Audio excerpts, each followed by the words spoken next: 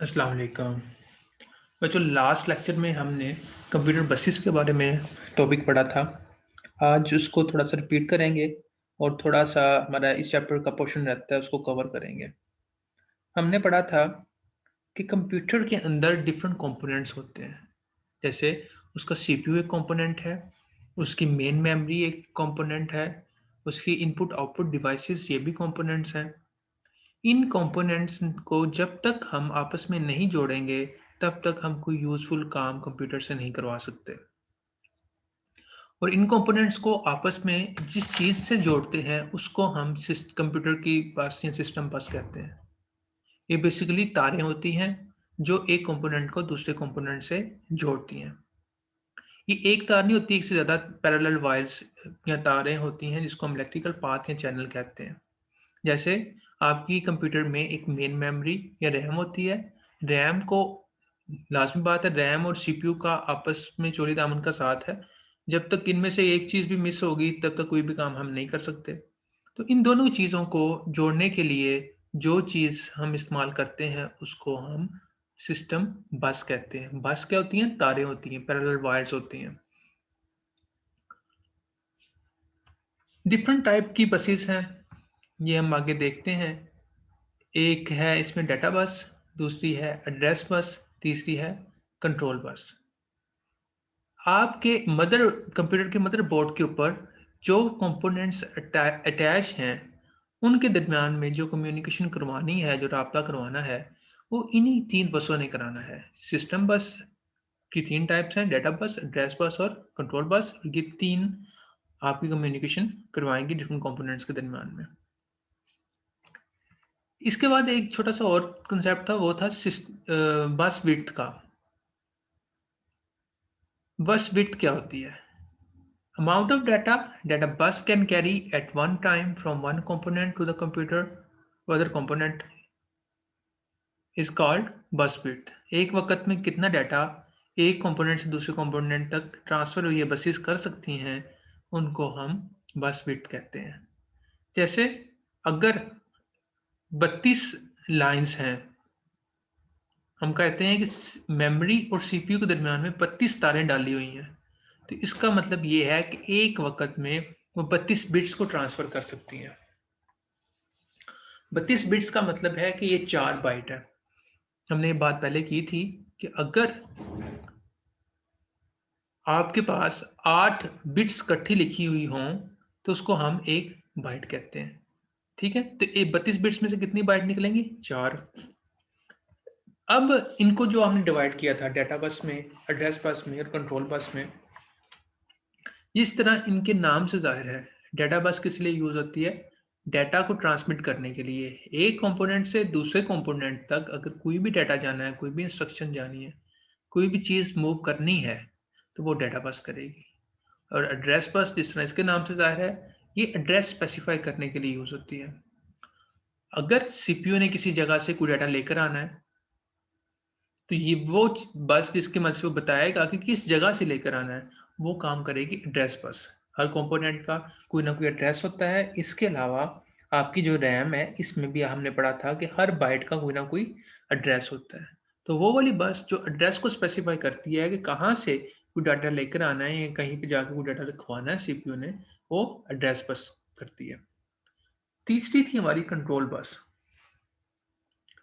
Control bus directly जो control चीज control कर रही होती है वो आपका कंट्रोल यूनिट होता है, सीपीयू का। कंट्रोल यूनिट बताता है कि करना क्या है। एक डाटा आया, अगर उस पर मिसाल के तौर पर जमा करनी है, तो ये कंट्रोल बस के जरिए ही इंस्ट्रक्शन जाएगी एक जगह से दूसरी जगह तक कि इसको जमा करना है। हम एग्जाम्पल लेते हैं सिंपल एडिशन की। मैं कहता हूँ 2 + 2 की अगर हमने इंस्ट्रक्शन अगर कंप्यूटर को हम देते हैं तो ये किस तरह काम होगा। इसमें देखें, जो डाटा है वो 2 है और दूसरा 2, 2 दफा 2 है। इसको सबसे पहले हम रैम के अंदर सेव कराएंगे। ठीक है, बाद में रैम से हमने उसको प्रोसेस करने के लिए सीपीयू के अंदर लेकर आना है। तो वो वाली बस जिसकी मदद से ये डाटा आपकी रैम से सीपीयू के अंदर आएगा, वो है डाटा बस। ये डाटा है, इसको उठा के सीपीयू के अंदर लेकर आना है, तो वो कौन लेकर आएगा? डाटा बस। अब रैम बहुत बड़ी होती है, तो रैम में किस जगह पे ये डाटा पड़ा हुआ है, सीपीयू ये चीज किस तरह बताएगा? ये चीज वो बताएगा एड्रेस बस के जरिए, कि रैम के इस हिस्से पे, इस जगह पे वो वाला डाटा पड़ा हुआ है, तो वो एड्रेस बस के जरिए बताएगा कि इस एड्रेस पे डाटा पड़ा हुआ है जिसको लेकर आना है। तीसरी कंट्रोल बस का क्या काम है? इसको जमा करना है। कंट्रोल बस डायरेक्टली अटैच है, ये जहां से इंस्ट्रक्शन दे रहा है वो कंट्रोल यूनिट है सीपीयू का। तो हमने कहा था कि जो कंट्रोल यूनिट है एक्ट्स लाइक अ सुपरवाइजर, ये सुपरवाइजर की तरह काम करता है कंट्रोल यूनिट। इसने बताना होता है कि इसको जमा करना है, नफी करना है, सरफ करना है, तकसीम करना है, जो कुछ भी करना हो ये कंट्रोल बस के जरिए ही स्पेसिफाई हम करते हैं। होप सो ये आपको क्लियर हो गया होगा, ये कुछ इम्पोर्टेंट टॉपिक था। आगे आए, data bus. Data bus is used to transfer data and instructions between different components of computer। जो डिफरेंट कंपोनेंट्स हैं कंप्यूटर के, जैसे मेमोरी है, सीपीयू है, इनपुट आउटपुट है, अगर इनके दरमियान में कोई डाटा ट्रांसफर करना हो, डाटा एक जगह से दूसरी जगह भेजना हो, तो वो वाली बस, वो वाली तारें जिनकी मदद से ये डाटा हम ट्रांसफर करेंगे, उसको हम डाटा बस कहते हैं। इट कनेक्ट्स, देखिए सीपीयू भी एक कंपोनेंट है, मेमोरी यूनिट है, अदर हार्डवेयर डिवाइसेस और मदरबोर्ड, इन सबको ये आपस में कनेक्ट करता है, और इनमें से किसी भी कंपोनेंट ने दूसरे कंपोनेंट को डाटा भेजना होगा तो वो डाटा बस के जरिए भेजेगा। डाटा बस is by directional. By directional इस तरह कि डाटा ये लेके जा भी सकती है और लेके वापस आ भी सकती है। मतलब बाई डायरेक्शनल का मतलब है टू वे ट्रैफिक है। जैसे हम कहते हैं गाड़ियां जा भी रही हैं, गाड़ियां आ भी रही हैं, इसी तरह डाटा लेके जा भी सकती है और लेके वापस आ भी सकती है। For example, CPU can write and read data to and from main memory through data bus। और दूसरी अगली बात है, data bus consist of 8, 16, 32 और 64 पैरेलल लाइन्स। जितनी तारें होंगी data bus के अंदर, वो या तो 8 होंगी या 16 होंगी या 34, 32 या 64। तो अगर तो 16 है तो इसका मतलब ये है कि एक वक्त में ये 16 बिट्स ट्रांसफर कर सकती हैं, 16 बिट्स एक वक्त में ट्रांसफर हो सकती हैं। अगर 32 है पैरेलल लाइंस तो इसका मतलब है कि 32 बिट्स एक वक्त में ट्रांसफर हो सकती हैं।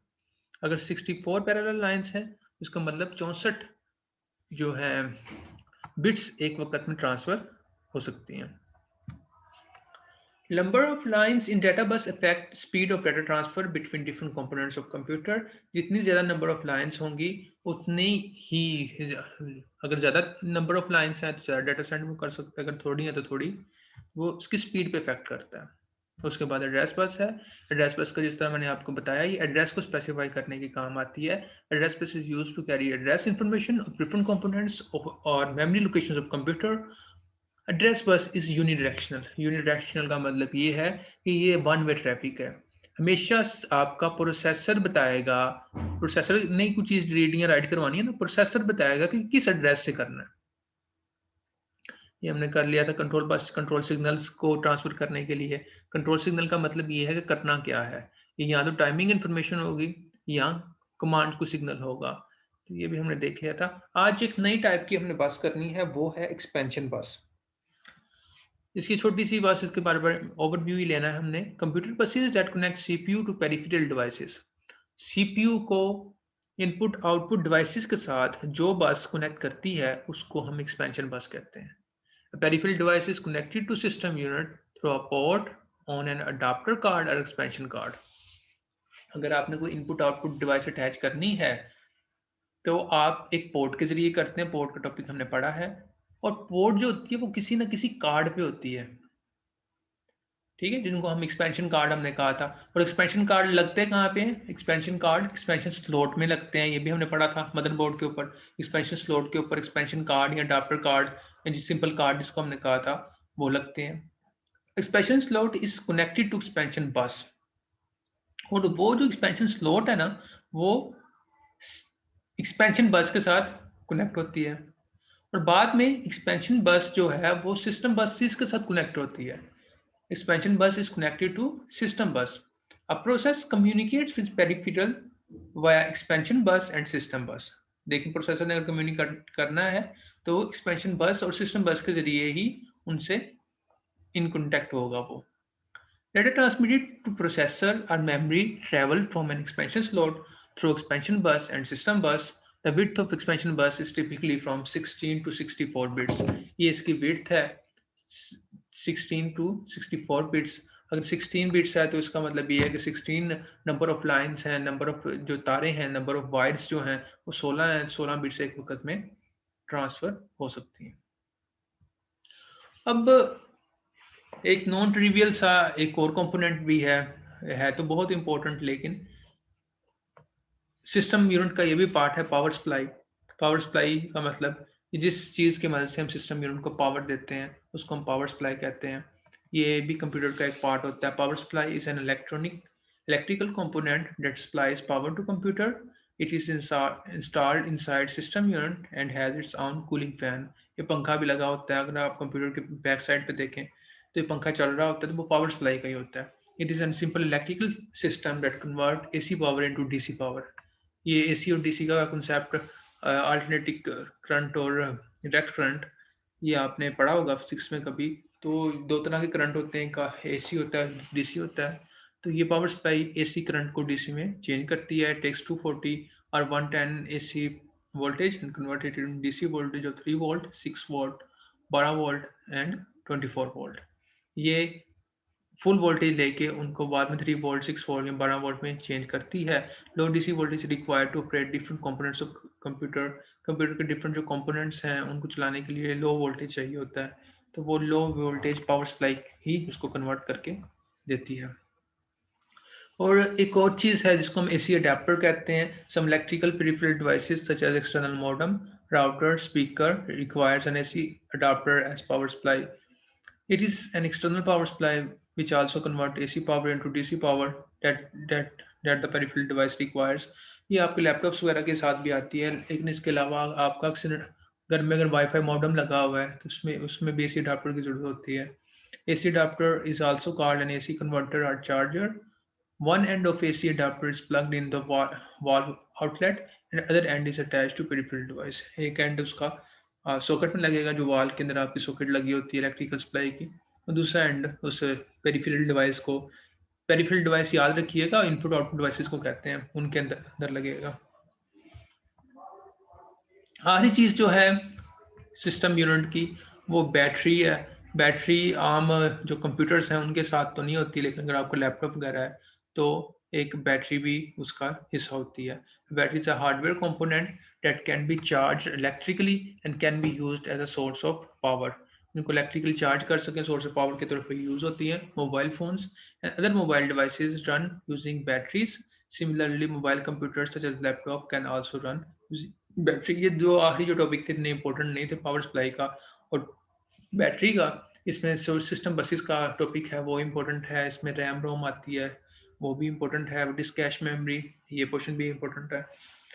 तो ये जनाब हमारा ये जो सिस्टम यूनिट के हम डिफरेंट कंपोनेंट्स देख रहे थे, ये पोर्शन हमारा कंप्लीट हो चुका है। हम एक दफ़ा इसको गो थ्रू कर लेते हैं, शुरू से दोबारा फिर से देख लेते हैं कि इसमें हमने क्या क्या किया है। तो इस चैप्टर के शुरू में हमने इसके डिफरेंट कंपोनेंट देखे थे सिस्टम यूनिट के। इसमें जी पावर सप्लाई आती है, इसका पावर सप्लाई का एक फैन लगा होता है, वीडियो कार्ड है, मॉडेम कार्ड है, साउंड कार्ड है। ये जो कार्ड्स जिनकी मैंने अभी आपको नाम बताए हैं ये इधर जो लगे आपको नज़र आ रहे हैं, ये एक्सपेंशन स्लॉट के अंदर लगते हैं, इनको एक्सपेंशन कार्ड भी कहते हैं। एंड पे हमने एक्सपेंशन बस का भी देख लिया, एक्सपेंशन बस किस काम का के लिए यूज़ होती है। इसके अलावा एक्स्ट्रा केस फैन जो पंखा लगा होता है, हार्ड ड्राइव है, motherboard behind cables, power code, DVD CD. अच्छा, अब एक चीज़ आपको छोटी सी मैं बताता हूँ, हाईलाइट करता हूँ। ये जो एक्सपेंशन कार्ड, ये देखें, ये एक्सपेंशन कार्ड है ना, ये वाले, ये जिस चीज़ के ऊपर लगे हुए हैं इसको हम मदरबोर्ड कहते हैं। ये नीचे जो पूरा सर्किट बोर्ड लगा हुआ है इसके ऊपर ये कार्ड लगे हुए हैं, उसको हम क्या कहते हैं, मदरबोर्ड कहते हैं। मदरबोर्ड के ऊपर मोस्ट ऑफ द कंपोनेंट इसके अटैच होते हैं। ये देखने के बाद हम बारी बारी इनकी डिटेल में गए। हमने सबसे पहले देखा कि मदरबोर्ड क्या होती है, ये इसने उसकी सेपरेट पिक्चर भी दिखा दी है। वो वाला सर्किट बोर्ड जिसके ऊपर डिफरेंट कंपोनेंट्स अटैच होते हैं उसको मदरबोर्ड कहते हैं। Main circuit of the system unit, it is also known as system board और मेन बोर्ड। आगे चलें। सीपीयू, ये इंपॉर्टेंट टॉपिक है इसमें। सीपीयू या सेंट्रल प्रोसेसिंग यूनिट क्या होता है? इसको प्रोसेसर भी कहते हैं। It is considered as brain of the computer, computer का दिमाग है ये। It performs different operations on data according to given instructions. It also manage other operations of the computer. Computer के अंदर जो भी प्रोसेसिंग होनी है, जो भी काम होना है, वो सीपीयू के अंदर ही होना है। एक सिंगल चिप पे मुश्तमिल होता है। अगर एक सीपीयू है तो मोर देन वन है तो एक से ज़्यादा चिप्स होंगी। इसको सीपीयू को माइक्रो प्रोसेसर भी कहते हैं। आजकल जो सीपीयूज आ रहे हैं वो मल्टी कोर होते हैं। मल्टी कोर का मतलब ये है कि एक ही चिप के अंदर अगर दो सीपीयू हों उसको हम ड्यूल कोर कहते हैं। Dual core multi multi core का मतलब होता है more than one core. Core का मतलब है सीपीयू, ठीक है। मल्टी कोर का क्या मतलब हुआ अब कि एक से ज्यादा सीपीयू। जब हम कहते हैं ड्यूल कोर, ड्यूल कोर का मतलब है दो इसके अंदर सीपीयू लगे हुए हैं। अगर हम कहते हैं क्वाड कोर, क्वाड का मतलब है इसके अंदर चार सीपीयू लगे हुए हैं। तो इस तरह multi core processor is a single chip that contain two और मोर प्रोसेसर, ठीक है। एक ही चिप के अंदर अगर एक से ज्यादा प्रोसेसर लगा हो उसको हम मल्टी कोर प्रोसेसर कहते हैं।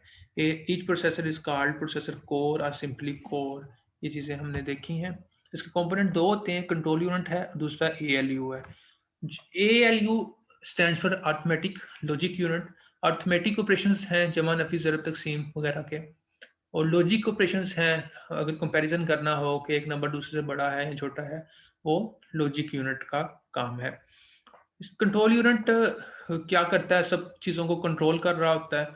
कोई भी काम जो कंप्यूटर में होना है वो कंट्रोल यूनिट ने ही करना है या करवाना है। हमने बाद में एंड पे, इस चैप्टर के एंड पे देखा कि कंट्रोल बस भी होती है जो कंट्रोल यूनिट के साथ अटैच होती है। कंट्रोल यूनिट ने जो काम करना होता है वो कंट्रोल बस के जरिए अपने पैगामात मुख्तलिफ कंपोनेंट्स के तक पहुंचाता है कि कोई काम किस तरह करना है। उसके बाद हमने देखा रजिस्टर क्या होता है। रजिस्टर एक छोटी सी मेमोरी है जो अंदर ही लगी होती है कंप्यूटर के, जिसमें वो डाटा सेव करता है। उसका साइज बहुत ही छोटा होता है, 2 बाइट का, 4 बाइट का या 8 बाइट का। लेकिन इसकी जो जो इसकी स्पीड है वो बहुत फास्ट है रजिस्टर्स की। मशीन साइकिल हमने देखा था कि किस तरह इंस्ट्रक्शन आती है, उसको पहले फेच करते हैं, फिर बाद में डीकोड करते हैं। डीकोड का मतलब उसका मतलब समझते हैं, फिर उसको एग्जीक्यूट करते हैं। उसके बाद सिस्टम क्लॉक देखा था कि कंप्यूटर के अंदर का एक अपना क्लॉक होता है जिसके एक सेकंड के अंदर billions of millions of ticks होती हैं, या क्लॉक साइकिल जिसको हम कहते हैं वो होते हैं। तो जिस स्पीड से कंप्यूटर काम कर रहा होता है उसको कंप्यूटर क्लॉक की मदद से उसको मेजर किया जाता है। उसके बाद डाटा रिप्रेजेंटेशन देखी थी कि हमने देखा कंप्यूटर की जो लैंग्वेज है वो बाइनरी है, 0 1 पे मुश्तमिल होती है। जीरो का मतलब अगर हम करंट की फॉर्म में लें तो अगर करंट ऑफ है तो उसका मतलब जीरो, अगर करंट ऑन है तो उसका मतलब वन। तो कंप्यूटर के अंदर जो भी डाटा सेव होगा वो इसी फॉर्म में होगा कि presence of electric current is one and absence of electric current is zero. तो इनको हम बाइट भी कहते हैं, 0 1 को बिट भी कहते हैं, सॉरी। बिट 0 और 1 क्या है? बिट। और 8 बिट्स को इकट्ठा हम लिखते हैं तो उसको हम एक बाइट कहेंगे। एक बाइट के अंदर 8 बिट्स होती हैं। इसके बाद मेमोरी यूनिट में हमने देखा मेमोरी यूनिट का क्या काम है। Component of computer that is used to store data and instruction is called memory unit. तो पर्सनल कंप्यूटर के अंदर एक मेन मेमोरी हुई होती है। हमने स्ट्रक्चर देखा था कि हर बाइट को हम एक्सेस कर सकते हैं, हर बाइट का एक एड्रेस होता है। मेमोरी एक्सेस टाइम वो वाला टाइम जो हम डाटा को रीड करने में लगाते हैं, वो उसको जितना टाइम लगता है उसको मेमोरी एक्सेस टाइम कहते हैं। मेमोरी साइज हमने देखे थे, बिट क्या होती है, बाइट क्या होती है। वोलेटाइल मेमोरी वो वाली मेमोरी जिसको इलेक्ट्रिकल करंट चाहिए अपने डाटा को स्टोर रखने के लिए। नॉन वोलेटाइल जिसको इलेक्ट्रिक करंट नहीं चाहिए। RAM stands for random access memory. ये हमने देखा कि इसको कंप्यूटर की मेन मेमोरी भी कहते हैं। इसके अंदर इंस्ट्रक्शंस पहले सबसे पहले आके रैम के अंदर स्टोर होती हैं, उसके बाद सीपीयू के अंदर जाती हैं। उसकी टाइप्स थी दो, डी रैम और एस रैम, डायनामिक रैम और स्टैटिक रैम।